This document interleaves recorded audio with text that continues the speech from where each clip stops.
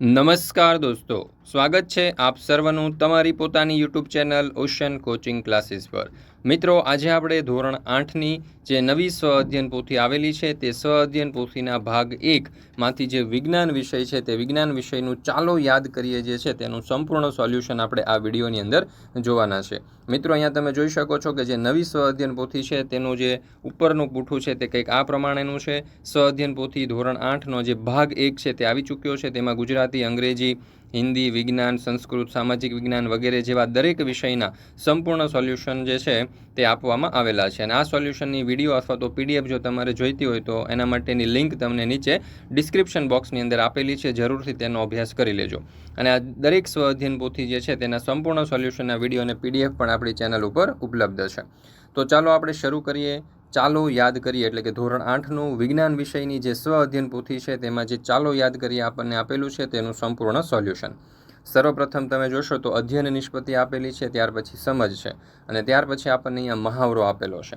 અને અહીંયા કહ્યું છે કે રેતી, લોખંડનો ભૂકો, સાકર, ફટકડી, કાંકરાને દ્રાવ્ય અને અદ્રાવ્ય પદાર્થોમાં વર્ગીકૃત કરો અને તેની નોંધ નીચે મુજબ તમારી નોટબુકમાં કરો। તો દ્રાવ્ય પદાર્થની અંદર આવશે સાકર અને ફટકડી, અદ્રાવ્ય પદાર્થમાં આવશે રેતી, લોખંડનો ભૂકો અને કાંકરા।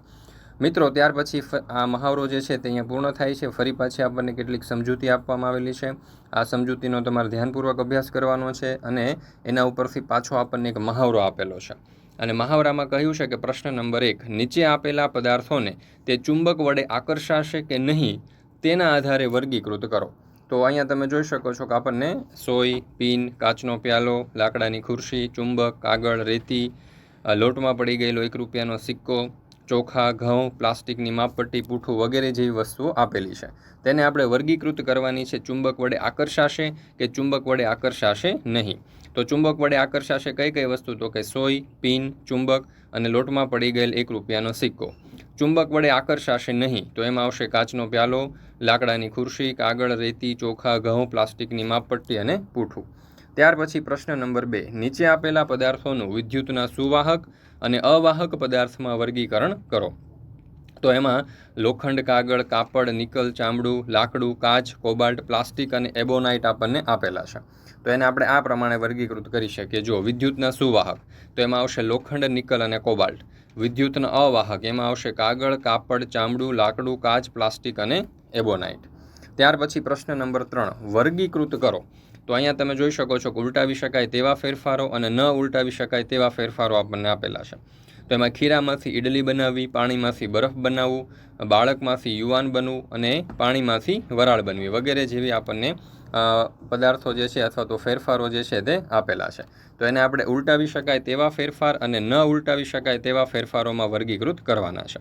તો ઉલટાવી શકાય તેવા ફેરફારમાં આવશે પાણીમાંથી બરફ બનવું, પાણીમાંથી વરાળ બનવી।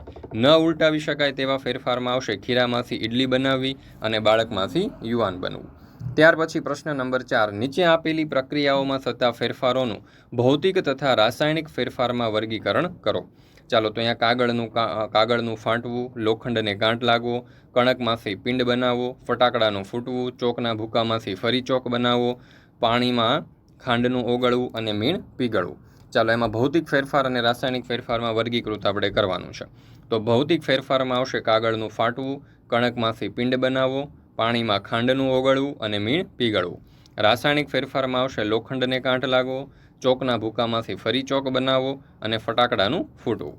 ત્યાર પછી પ્રશ્ન નંબર 5, નીચે આપેલા પદાર્થોનું ઉષ્માના સુવાહક અને ઉષ્માના મંદવાહક એટલે કે અવાહકની અંદર વર્ગીકૃત કરો। તો લાકડાની પટ્ટી, ધાતુનો સળિયો, રબર, સ્ટીલની ચમચી, દિવાસળી, પરિકર, પ્લાસ્ટિકની પેન અને ચામડાનો પટ્ટો આપણને આપેલા છે। એમાં ઉષ્માના સુવાહક તો એમાં આવશે ધાતુનો સળિયો, સ્ટીલની ચમચી અને પરિકર। ઉષ્માના મંદવાહક અથવા તો અવાહક તો એમાં આવશે લાકડાની પટ્ટી, રબર, દિવાસળી, પ્લાસ્ટિકની પેન અને ચામડાનો પટ્ટો। મિત્રો, ધોરણ 3થી 8ની જે નવી સ્વ અધ્યયન પોથી છે તે નવી સ્વ અધ્યયન પોથીના બધા જ ભાગના તમામ વિષયના સંપૂર્ણ સોલ્યુશન જે છે તેની પીડીએફ તમારે જોઈતી હોય તેના માટેની લિંક તમને નીચે ડિસ્ક્રિપ્શન બોક્સની અંદર મળી જશે, જરૂરથી તેનો અભ્યાસ કરી લેજો। સાથે સાથે આપણા વોટ્સઅપ ગ્રુપમાં પણ જરૂરથી જોડાઈ જજો, જેથી કરીને આવનારા તમામ વિડીયો અને પીડીએફની લિંક તમને વોટ્સઅપ પર પ્રાપ્ત થતી રહે। અહીંયા તમને જે નંબર આપેલો છે નંબર ઉપર કોન્ટેક્ટ કરી સંપર્ક કરીને પણ તમે વધારે માહિતી મેળવી શકો છો, અથવા તો પ્લે સ્ટોર ઉપર ઓશન કોચિંગ ક્લાસીસ નામની આપણી એપ્લિકેશન છે તેના ઉપરથી પણ તમે મેળવી શકો છો। ત્યાર પછી છે પ્રશ્ન નંબર 6. નીચે આપેલા પર્ણોમાં રહેલા શિરા વિન્યાસના આધારે વર્ગીકરણ કરો. આપેલી આકૃતિઓનું અવલોકન કરવાનું છે. ચાલો તો સર્વપ્રથમ તમે જોશો તો અહીંયા આસોપાલવનું પાન, કમળનું પાન, ઘઉંનું પાન, પીપળાનું પાન, ઘાસનું પાન અને બાજરીનું પાન આપણને આપેલું છે. હવે એના ઉપરથી ઝાલાકાર શિરાવિન્યાસ અને સમાંતર શિરાવિન્યાસની અંદર આપણે વર્ગીકૃત કરવાનું છે. તો ઝાલાકાર શિરાવિન્યાસમાં આવશે આસોપાલવનું પાન, કમળનું પાન અને પીપળાનું પાન. સમાંતર શિરાવિન્યાસમાં આવશે ઘઉંનું પાન, ઘાસના પાન અને બાજરીનું પાન. ત્યાર પછી અધ્યયન નિષ્પત્તિ આપેલી છે, સમજ આપેલી છે અને એ પ્રમાણે આપણે આગળ વધીએ તો અહીંયા તમે જોઈ શકો છો મહાવરો આપણને આપેલો છે. તો આ મહાવરો જે છે એમાં પ્રશ્ન નંબર 1.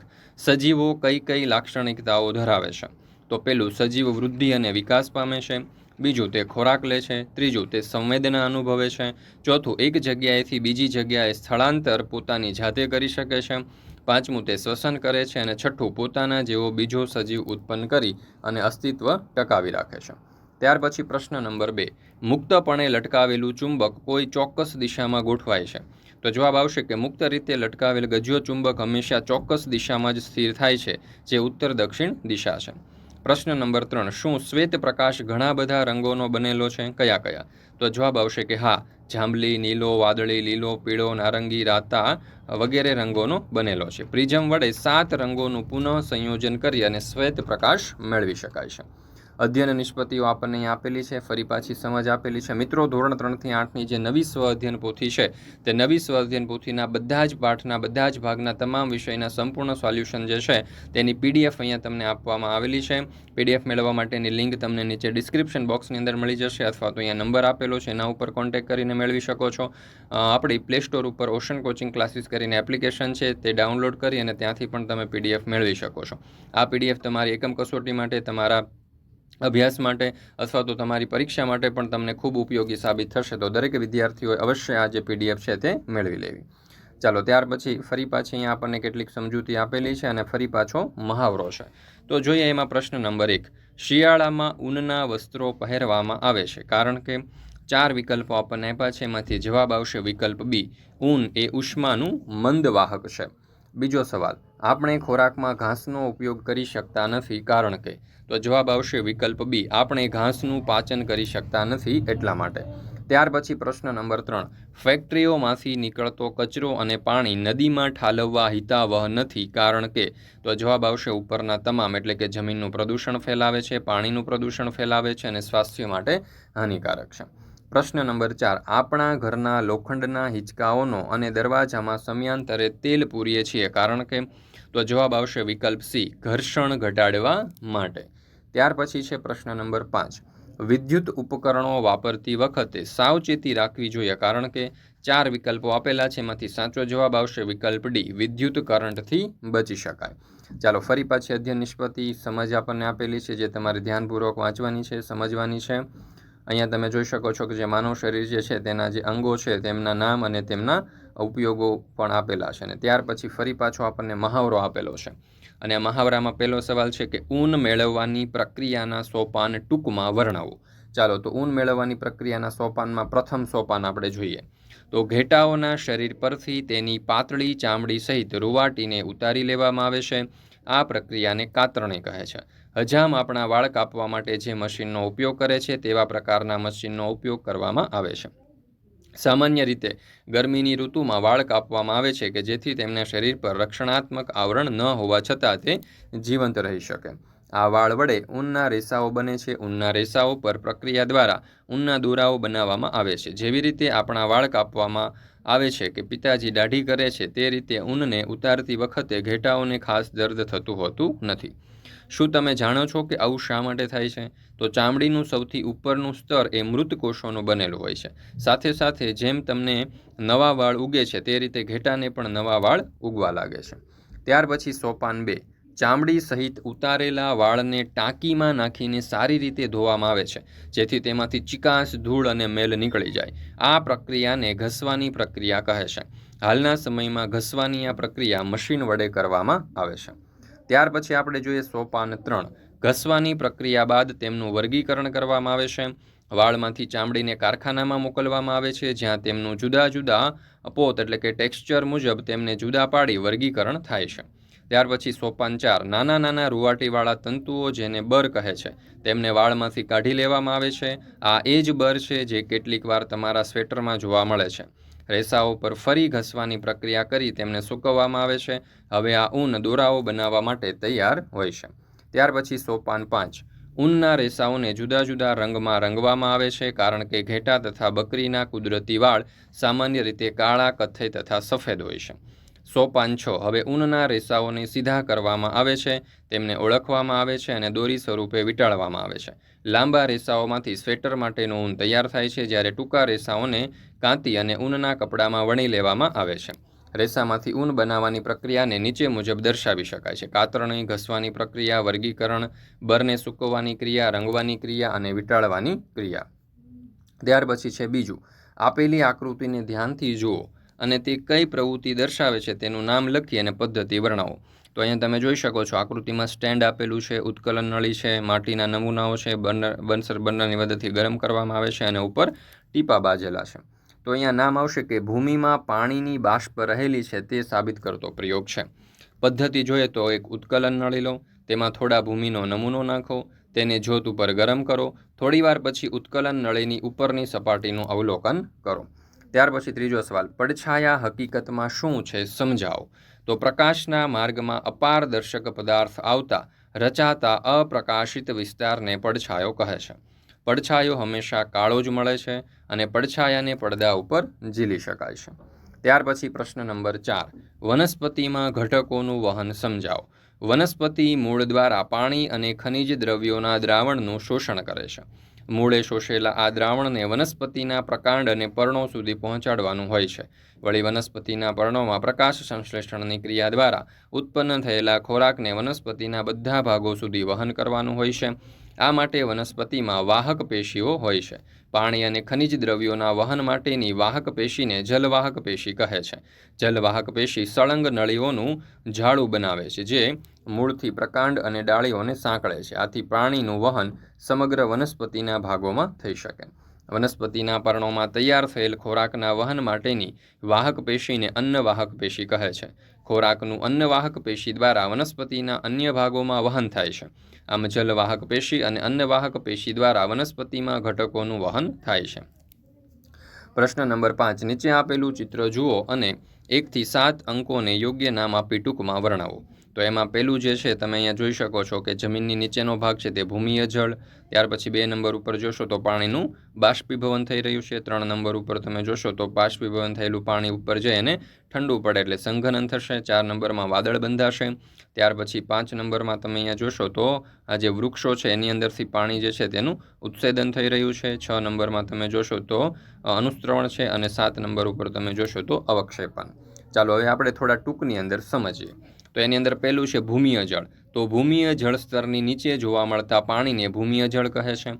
બાષ્પીભવન, તો સૂર્યની ગરમીની કારણે સમુદ્રના પાણીનું વરાળ બનીને આકાશમાં જવાની ક્રિયાને બાષ્પીભવન કહે છે. સંઘનન, પ્રવાહીનું વાયુમાં રૂપાંતર થવાની ક્રિયાને સંઘનન કહે છે. વાદળ, વરાળ ઠંડી પડતા વાદળ બને છે. ઉત્સ્વેદન, બાષ્પોત્સર્જન દ્વારા પાણી ગુમાવવાની પ્રક્રિયાને ઉત્સ્વેદન કહે છે. અનુસ્ત્રવણ, ભૂમિમાં પાણી તરફ નીચેની તરફ પ્રસરણ પામવાની ક્રિયાને અનુસ્ત્રવણ કહે છે. ત્યાર પછી આપણને અધ્યયન નિષ્પત્તિ આપેલી છે અને અહીંયા કેટલીક સમજ આપેલી છે જે તમારે ધ્યાનપૂર્વક વાંચવાની છે, સમજવાની છે અને એના પછી જે મહાવરો આપેલો છે જોઈએ આપણે એનું સોલ્યુશન. એમાં પ્રશ્ન નંબર 1, આપેલા સમીકરણોના પ્રક્રિયકો, નિપજો અને આવશ્યકતાઓ લખો. એમાં પહેલું, મેગ્નેશિયમ ઓક્સાઇડ પ્લસ પાણી is equal two magnesium hydroxide. તો એમાં પ્રક્રિયકો થશે MgO અને H2O. નિપજ મળશે MgOH2 અને આવશ્યકતા છે તો કે મેગ્નેશિયમ ઓક્સાઇડની પાણી સાથે પ્રક્રિયા કરતાં મેગ્નેશિયમ હાઇડ્રોક્સાઇડ મળે છે. ત્યાર પછી બીજું જોઈએ, કાર્બન ડાયોક્સાઇડ જે છે એનું ચૂનાના નીતરિયા પાણી સાથે પ્રક્રિયા થશે તો કેલ્શિયમ કાર્બોનેટ CaCO3 આપણને મળશે અને H2O મળશે. અહીંયા CaCO3 આવશે. પ્રક્રિયકોમાં CO2 અને CA(OH2). નિપજ આપણને મળશે CaCO3 અને H2O.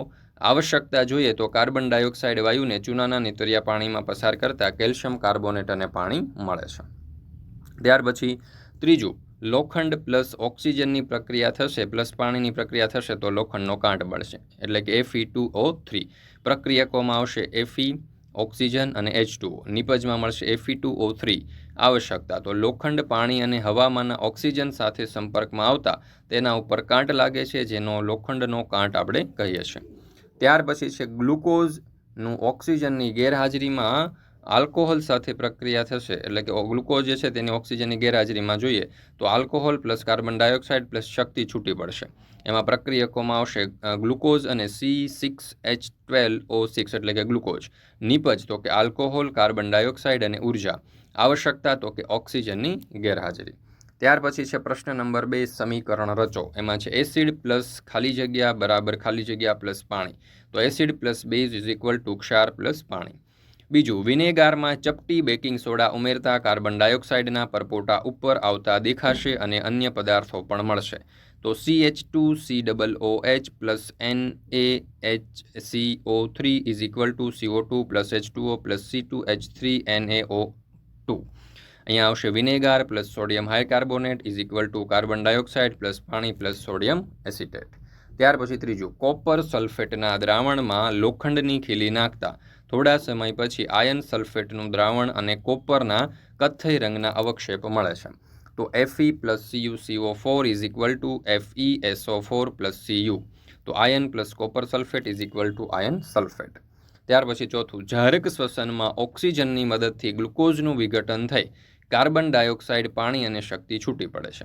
તો ગ્લુકોઝનું ઓક્સિજનની હાજરીની અંદર કાર્બન ડાયોક્સાઇડ પ્લસ પાણી પ્લસ શક્તિ છૂટી પડશે. તો આ રીતે આપણે લખી શકીએ. પાંચમું, સ્નાયુકોષમાં અજારક શ્વસન દરમિયાન ઓક્સિજનની ગેરહાજરીમાં ગ્લુકોઝનું વિઘટન થઈને લેક્ટિક એસિડ અને શક્તિ મળે છે. તો ગ્લુકોઝનું ઓક્સિજનની ગેરહાજરીમાં લેક્ટિક એસિડ પ્લસ ઉર્જા. ત્યાર પછી અધ્યયન નિષ્પત્તિ આપેલી છે, સમજ આપણને આપેલી છે, જેનો ધ્યાનપૂર્વક અભ્યાસ કરવાનો છે, વાંચવાની છે. અને એ વાંચ્યા પછી અહીંયા જોશો તો આપણને એક પાછો મહાવરો આપેલો છે અને આ મહાવરાનું સંપૂર્ણ સોલ્યુશન આપણે જોઈશું. પ્રશ્ન નંબર 1, શિયાળાની ઋતુમાં તમે એક જાડું બ્લેન્કેટ ઓઢવાનું પસંદ કરશો કે 2 પાતળા બ્લેન્કેટ ઓઢવાનું પસંદ કરશો? કેમ? તો શિયાળાની ઋતુમાં એક જાડા બ્લેન્કેટ કરતાં 2 પાતળા બ્લેન્કેટ ઓઢવાનું પસંદ કરીશ, કારણ કે દરેક 2 વસ્ત્રો વચ્ચે હવા રહેલી હોય છે અને હવા ઉષ્માની અવાહક છે. આથી શિયાળામાં એકથી વધુ બ્લેન્કેટ ઓઢવાથી શરીરની ગરમી વાતાવરણમાં જતી અટકે છે. પરિણામે શરીર હૂંફાળું રહે છે. એક જાડા બ્લેન્કેટમાં હવાનો સ્તર ન હોવાથી જાડું બ્લેન્કેટ પ્રમાણમાં ઓછી ગરમી બહાર જતી રોકે છે. આથી શિયાળાની ઋતુમાં એક બ્લેન્કેટ ઓઢવા કરતાં 2 બ્લેન્કેટ ઓઢવાનું પસંદ કરીશ. ત્યાર પછી બીજો સવાલ, ફેક્ટરીમાંથી નીકળતો એસિડિક કચરો સીધો જ જમીન કે જળાશયમાં છોડી દેવામાં આવે તો શું થાય? આવું થતું અટકાવવા તમે અથવા ફેક્ટરીવાળા શું કરશે? તો ફેક્ટરીમાંથી નીકળતો કચરો એસિડિક હોય છે. જો તેને જમીનમાં નાખવામાં આવે તો તે જમીન એસિડિક થાય છે, જેના લીધે વનસ્પતિ ઉગી શકતી નથી. જો આવો કચરો સીધા પાણીમાં વહેવડાવી દેવામાં આવે તો પાણીમાં રહેતા જળચર જીવ એટલે કે માછલી, દેડકો વગેરે અને વનસ્પતિને નુકસાન થાય છે. આથી સીધો કચરો નાખી દેવો જોઈએ નહીં. ફેક્ટરીવાળા શું કરે? તો કે એસિડિક કચરાને બેઝ સાથે પ્રક્રિયા કરાવીને તટસ્થ કરવો જોઈએ. પાણીમાં છોડતા પહેલાં થોડી માત્રામાં એસિડિકતા ઘટાડવી જોઈએ. એસિડિક કચરાથી થતા નુકસાનને અટકાવવા યોગ્ય ટ્રીટમેન્ટ પ્લાન્ટ વિકસાવવા જોઈએ. પ્રશ્ન નંબર 3, તમારા ઘરના લોખંડના બારી કે બારણાને કાંટ લાગતો અટકાવવા શું કરશો? તો લોખંડ હવા કે પાણીના સીધા સંપર્કમાં આવવાથી તેના ઉપર કાંટ લાગે છે. તેના ઉપર કાંટ લાગતો અટકાવવા માટે લોખંડના બારી કે બારણા ઉપર રંગ લગાવવો જોઈએ અથવા તેના ઉપર ઝીંકનું પડ ચડાવી દેવું જોઈએ, જેથી તેના ઉપર કાંટ ન લાગે. પ્રશ્ન નંબર 4, ભૂમિ પ્રદૂષણ અટકાવવા કે ઓછું કરવા તમે શું કરશો? તો પ્લાસ્ટિક અને પોલિથીનની કોથળીઓના વપરાશ પર પ્રતિબંધ મૂકવો જોઈએ અથવા તો પ્લાસ્ટિક અને પોલિથીનનો કચરો ભૂમિમાં દટાય નહીં તેની કાળજી લેવી. ઉદ્યોગોનો રાસાયણિક કચરો અને રસાયણો પર પ્રક્રિયા કરી તટસ્થ બનાવી પછી જ ભૂમિમાં મુક્ત કરવો જોઈએ. ખેતીના જંતુનાશકો અને રાસાયણિક ખાતરોનો વપરાશ ઘટાડવો જોઈએ. ત્યાર પછી પ્રશ્ન નંબર 5, વીજળીના ઉપયોગ વગર અને પ્રદૂષણ પણ ના થાય તે રીતે તમારા ઘરમાં અંજવાળું કેવી રીતે કરશો?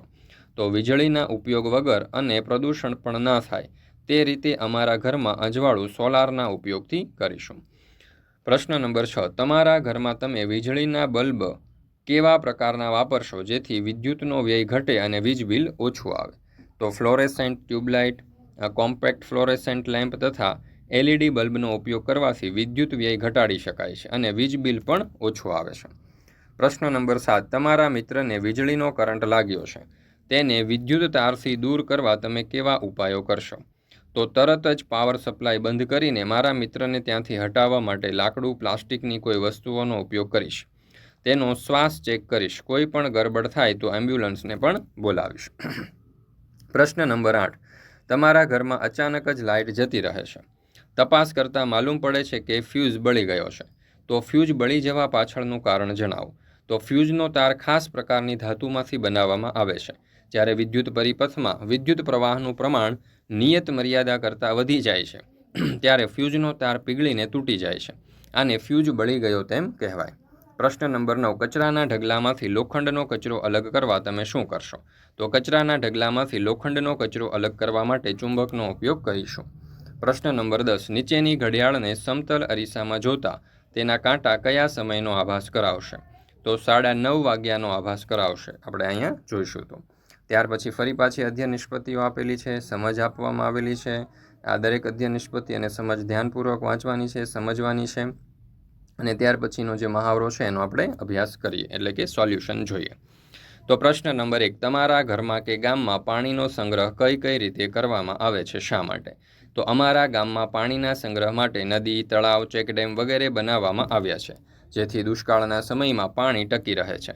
અને ઘરમાં પાણીના સંગ્રહ માટે ટાંકો તથા પ્લાસ્ટિકની ટાંકી વગેરેમાં પાણી સંગ્રહ કરીએ છીએ, જેથી કરીને લાઇટ કે પાવર ના હોવાના કારણે પાણી ન આવે તો તેનો ઉપયોગ કરી શકીએ અને ઘરમાં જરૂર હોય ત્યારે પાણી મળી રહે તે માટે આ વ્યવસ્થા કરવામાં આવી છે. ત્યાર પછી પ્રશ્ન નંબર 2, શું દરેક જંગલમાં એક જ પ્રકારના વૃક્ષો જોવા મળે છે, શા માટે?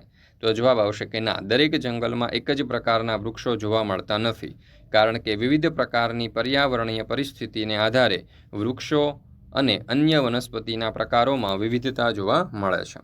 પ્રશ્ન નંબર 3, નીચે આપેલા ચિત્રોનું અવલોકન કરો અને કયો પર્યાવરણીય ફેરફાર થતો જોવા મળ્યો છે તે લખી અને તેના પરિણામો લખો. તો અહીંયા તમે જોઈ શકો છો કે આપણને ચિત્ર આપવામાં આવેલું છે અને આ ચિત્ર ઉપરથી આપણે આ પ્રમાણે લખી શકીએ. જુઓ, ચિત્ર પરથી સ્પષ્ટ થાય છે કે જો જંગલો અદૃશ્ય થાય તો હવામાં કાર્બન ડાયોક્સાઇડનું પ્રમાણ વધી જાય, પરિણામ સ્વરૂપે પૃથ્વીનું તાપમાન વધે. જંગલોનો નાશ થવાથી જંગલી પ્રાણીઓને રહેઠાણ અને ખોરાક મળતો નથી. જંગલોનો નાશ થવાથી પૂર આવવાની પણ શક્યતા રહે છે. ત્યાર પછી છે પ્રશ્ન નંબર 4, જંગલોનું મહત્વ લખો. તો જંગલોનું પર્યાવરણીય મહત્વ નીચે મુજબ છે. જંગલો વાતાવરણને ઠંડુ રાખી વરસાદ લાવવામાં મદદરૂપ થાય છે. જંગલો વાતાવરણમાં ભેજ પ્રસરાવી આબોહવાને વિષમ બનતી અટકાવે છે. જંગલો હવામાંથી કાર્બન ડાયોક્સાઇડ જેવા હાનિકારક વાયુનું શોષણ કરી પ્રાણદાયી ઓક્સિજન વાયુ આપે છે. નદીઓમાં આવતા પૂરને નિયંત્રિત કરવા માટે જંગલો ખૂબ ઉપયોગી છે. તે પવન અને વરસાદથી થતું જમીનનું ધોવાણ અટકાવે છે. તે રણને આગળ વધતું અટકાવી ફળદ્રુપ જમીનોનું રક્ષણ કરે છે. જંગલો ભેજ સંગ્રહી રાખે છે અને ભૂમિગત જળને જાળવી રાખે છે. જંગલો પ્રદૂષણમાં ઘટાડો કરે છે અને પર્યાવરણમાં સમતુલા જાળવી રાખે છે. તે કુદરતી સૌંદર્યમાં વધારો કરે છે. તે હવાને શુદ્ધ રાખે છે. તે વન્યજીવ સૃષ્ટિને કુદરતી રહેઠાણ પૂરું પાડે છે. પ્રશ્ન નંબર 5, માટીનું ધોવાણ થતું અટકાવવા શું શું કરી શકાય? તો વધુ વૃક્ષો વાવવા જોઈએ, વન કટાઈ અટકાવવી જોઈએ, પડતર ભૂમિમાં ઘાસ ઉગાડવું જોઈએ, જમીન ખેડીને સમતલ બનાવવી જોઈએ, ખેતર ફરતા પાળા બાંધવા, વાડ કરવી તથા વૃક્ષો ઉગાડવા જોઈએ. પ્રશ્ન નંબર 6, જાહેર સ્થળો જેવા કે શાળા, પંચાયત, પોસ્ટ ઓફિસ, બગીચા ઉપર સ્વચ્છતા જાળવવા તમે શું શું કરશો? જાહેર સ્થળો જેવા કે શાળા, પંચાયત, પોસ્ટ ઓફિસ, બગીચા વગેરે જગ્યાએ સ્વચ્છતા જાળવવા માટે જ્યાં ત્યાં કચરો ફેંકીશું નહીં. કચરાના યોગ્ય નિકાલ માટે કચરાપેટીનો ઉપયોગ કરીશું અને તેને જમીનમાં દાટી દઈશું. જાહેર સ્થળોની આજુબાજુ સ્વચ્છતાના સ્લોગન લગાવીશું અને લોકોને સ્વચ્છતા જાળવવા જાગૃત કરીશું. પ્રશ્ન નંબર 7, નીચે આપેલા ચિત્રમાં શું જોવા મળે છે? આ સ્થિતિમાંથી બચવા શું શું કરી શકાય? તો અહીંયા તમે જોઈ શકો છો કે પૂરનું ચિત્ર છે. અહીંયા તમે જોઈ શકો છો ઘણા બધા મકાનો, વૃક્ષો પૂરમાં ડૂબી ગયા છે. કેટલાક લોકો પણ પૂરમાં ડૂબી રહ્યા છે. કેટલાક લોકો મકાનોની છત ઉપર બેસી ગયા છે. તો ચિત્રમાં સ્પષ્ટ થાય છે કે તે સ્થિતિ પૂરની છે. વૃક્ષોની ગેરહાજરીમાં જલધારક શક્તિ ગુમાવે છે, જેથી પૂર આવી શકે છે. આ સ્થિતિમાંથી બચવા આપણે જંગલોનો થતો નાશ અટકાવવો જોઈએ, વધુને વધુ વૃક્ષો ઉગાડવા જોઈએ, જેથી આવી પરિસ્થિતિ સર્જાય નહીં. ત્યાર પછી છે પ્રશ્ન નંબર 8. અહીંયા કહ્યું છે કે વિવિધ પ્રકારના બળતણનો વપરાશ ઓછો કરવા તમે કયા કયા ઉપાયો કરી શકો? તો પેટ્રોલ અને ડીઝલ જેવા વધારે પ્રદૂષણ ફેલાવતા બળતણની જગ્યાએ CNG જેવા બળતણનો ઉપયોગ કરવો જોઈએ. રસોઈમાં બળતણ તરીકે લાકડાની જગ્યાએ પીએનજી અથવા તો રાંધણ ગેસનો ઉપયોગ કરવો. વીજળી જેવા બળતણનો ઉપયોગ ઘટાડવા solar panel, solar water heater અને સોલર બેટરીનો ઉપયોગ કરવો જોઈએ. પ્રશ્ન નંબર 9. આકૃતિમાં ચિત્રકાર નામ નિર્દેશન અને તીર આપવાનું ભૂલી ગયા છે. તો નીચે આપેલા શબ્દો દ્વારા નામ નિર્દેશન કરવાનું છે. જો કૌંસની અંદર આપણને કેટલાક નામ દર્શાવવામાં આવેલા છે. તો અહીંયા તમે જોશો તો આપેલું વાદળનું છે ચિત્ર, આ જે છે તે વરસાદનું ચિત્ર છે. ત્યાર પછી આ વનસ્પતિઓ છે, અહીંયા પ્રાણીઓ છે. નીચે તમને અહીંયા જોઈ શકો છો કે આ વનસ્પતિના મૂળ છે, આ જમીન છે અને એક્ઝેક્ટ નીચે તમે જોશો તો જળ સપાટી છે, એટલે કે ભૂગર્ભ જળ છે.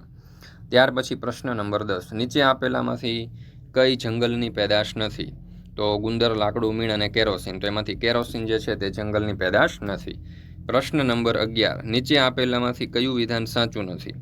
તો બીજું વિકલ્પ, વનસ્પતિ અને પ્રાણીઓ જંગલમાં એકબીજા ઉપર આધારિત નથી, એ ખોટું છે, કારણ કે એ એકબીજા ઉપર આધારિત છે. ચાલો ફરી પાછી અધ્યયન નિષ્પત્તિઓ છે, સમજ આપવામાં આવેલી છે, જેનો તમારે ધ્યાનપૂર્વક અભ્યાસ કરવાનો છે અને સમજવાની છે, અને એના ઉપરથી મહાવરો. એમાં પ્રશ્ન નંબર 1. નીચે આપેલી વક્રરેખાનું માપન તમે કઈ રીતે કરશો? માપ કરી અને લંબાઈ લખો. તો આવી વક્રરેખા આપણને આપેલી છે, તો એનું માપ આપણે કેવી રીતે કરી શકીએ? તો આ વક્રરેખાને સર્વપ્રથમ દોરીથી માપન કરીશું. ત્યાર પછી મેજર ટેપ ઉપર તે દોરી રાખી અને યોગ્ય માપન કરીશ, જેની લંબાઈ લગભગ 35 સેન્ટીમીટર જેટલી થાય છે. ત્યાર પછી છે પ્રશ્ન નંબર 2.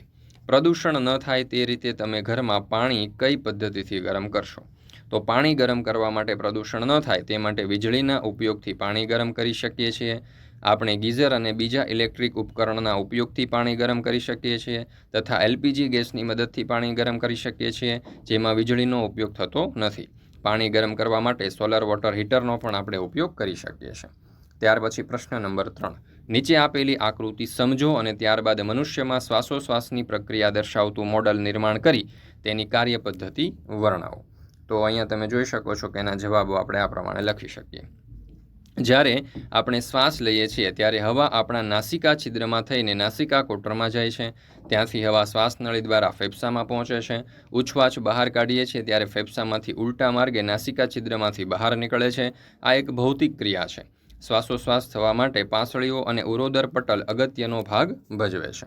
જ્યારે આપણે શ્વાસ લઈએ છીએ ત્યારે હવા આપણા નાસિકા છિદ્રમાં થઈને નાસિકા કોટરમાં જાય છે. ત્યાંથી હવા શ્વાસનળી દ્વારા ફેફસામાં પહોંચે છે. ઉચ્છવાસ બહાર કાઢીએ છીએ ત્યારે ફેફસામાંથી ઉલટા માર્ગે નાસિકા છિદ્રમાંથી બહાર નીકળે છે. આ એક ભૌતિક ક્રિયા છે. શ્વાસોશ્વાસ થવા માટે પાંસળીઓ અને ઉરોદર પટલ અગત્યનો ભાગ ભજવે છે. શ્વાસ દરમિયાન પાંસળી ઉપર તરફ અને બહાર તરફ નીકળે છે. આ હલનચલન આપણી ઉરસ ગુહાના અવકાશમાં વધારો કરે છે. આથી ઉરસ ગુહામાં દબાણ ઘટતા હવા નાસિકા છિદ્ર દ્વારા ફેફસાની અંદરની તરફ જાય છે. આથી ફેફસામાં હવા ભરાય છે. ઉચ્છવાસ દરમિયાન પાછળીઓ નીચેની તરફ અને અંદરની તરફ જાય છે. ઉરોદર પટલ પોતાની મૂળ સ્થાન સુધી ઉપરની તરફ ખસે છે. આ વખતે ઉરસ ગુહાનું કદ ઘટે છે. આથી તેમાં દબાણ વધતા ફેફસામાં હવા બહાર નીકળી નાસિકા છિદ્ર વાટે વાતાવરણમાં મુક્ત થાય છે. આ રીતે શ્વાસોશ્વાસની ક્રિયા નિરંતર ચાલ્યા કરે છે. પ્રશ્ન નંબર 4. પાણીનો ઓછામાં ઓછો ઉપયોગ થતો હોય તેવી ખેત પદ્ધતિઓ લખો. તો પાણીનો ઓછામાં ઓછો ઉપયોગ થતો હોય તેવી ખેત પદ્ધતિઓમાં ટપક સિંચાઈ પદ્ધતિ અને ફુવારા પિયત પદ્ધતિ છે. ત્યાર પછી છે પ્રશ્ન નંબર 5. દિવાળી પર સાફ સફાઈ વખતે તમે હવે પહેરતા નથી તેવા ઘણા બધા કપડાં નીકળે છે. તો આવા કપડામાંથી ઉપયોગી વસ્તુઓનું સર્જન કઈ રીતે કરશો? ઘરની સાફ સફાઈ માટેના પોતા, પગ લૂછણિયા, વાસણ સાફ કરવા માટે નેપકિન અને કાપડની થેલીઓ બનાવીએ છીએ. ગોદડા અને નાના બાળકોની ગોદડી પણ બનાવીએ છીએ. પ્રશ્ન નંબર 6. તમારી આસપાસ મળી રહેતી વસ્તુઓનો ઉપયોગ કરી ફરકડી બનાવો અને ફરકડી કેવી રીતે બનાવવી તે લખો. તો ફરકડી બનાવવા માટે એક કાગળ, એક સ્ટ્રો અને ગુંદર તથા એક પિન. સર્વપ્રથમ એક કાગળને બંને ખૂણેથી વાળીને તેની ઘડ પાડો. ત્યારબાદ તેના ચારે ખૂણેથી ઘડ પડેલ છે ત્યાંથી કાતર વડે અડધે અંતર સુધી કાપી નાખો. ત્યારબાદ કાગળના કાપેલા ખૂણાને અંદરની બાજુ વાળી દેવો અને તેને ટાંચણી વડે ચોંટાડી દેવું. ત્યારબાદ તેમાં વચ્ચે સ્ટ્રોને રાખી અને પિન વડે ફિટ કરી દેવું. આ રીતે તમારી ફટાકડી તૈયાર થઈ જશે. પ્રશ્ન નંબર 7. આપેલા વિદ્યુત પરિપથમાં સ્વિચ તૂટી ગઈ છે.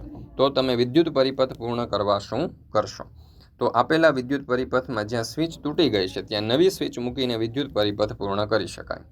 પ્રશ્ન નંબર 8. આપેલ આકૃતિમાં રેતઘડી બનાવવાની રીત વર્ણવી છે.